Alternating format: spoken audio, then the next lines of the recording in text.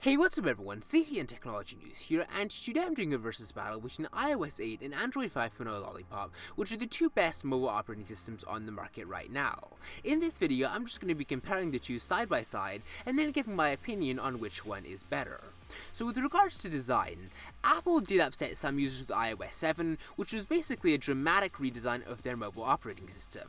iOS 8 though really isn't as dramatic, it's a refinement rather than a revolution, and honestly if you've used iOS 7, there's really nothing new to use here. I mean, you do get some slight improvements like auto-suggested words when you reply to texts, the ability to use third-party keyboards, and also the ability for apps to send data to one another, but really it's nothing earth-shattering. Now, Android has gone flat too, but the flat design of KitKat is actually being supplanted with Google's new Material Design language. Like iOS, it's very bright and colorful, but it is a little bit warmer than Apple's UI, which can often be a little bit too white for my likings. Now, with regards to performance, iOS 8 is a 64-bit operating system running on 64-bit hardware, and while Apple devices tend to be considerably less powerful than Android equivalents, Apple's control of both the OS and the hardware means that iOS often outperforms supposedly more powerful Android devices. Now this may change with Android 5.0 Lollipop, which actually does support 64-bit processors and then also uses a whole new runtime, but for now I'm just going to call this a toss-up.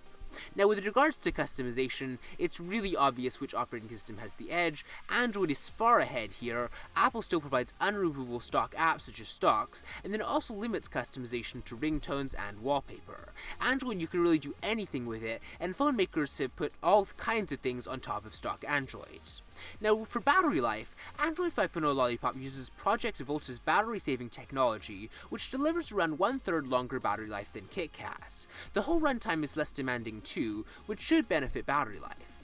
Now technically, iOS 8 should be more efficient here, but the presence of fairly hefty batteries in the iPhone 6 suggests that iOS is still fairly power hungry. The iPhone 6 does appear to get better battery life than the iPhone 5S, but it's too early to tell what effect the iOS 8 upgrade will have on existing devices.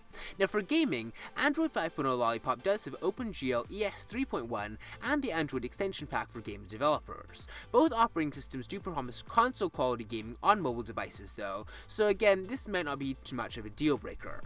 Now for updates, Apple's updates are made available to all iOS users instantly, something that Android users may have to feel envious about as they wait for manufacturers to roll out Android updates for their devices. Now Google Play Services does handle these updates every 6 weeks, but it still isn't quite as streamlined as iOS.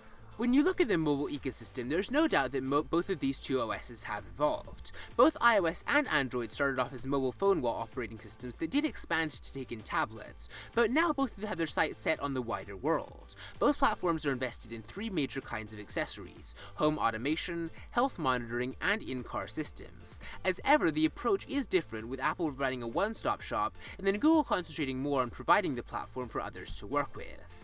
Now it's kind of hard to make a fair judgment about these two operating systems because they are fairly different, and honestly, longtime users of both of them might not want to switch at this point. Apple's a less chaotic app store, but makes every customer keep apps they don't want. Android gives you a wide choice of hardware, while Apple offers a handful of admittedly beautiful devices. And once again, most of Google's apps and services are available on iOS, but not vice versa.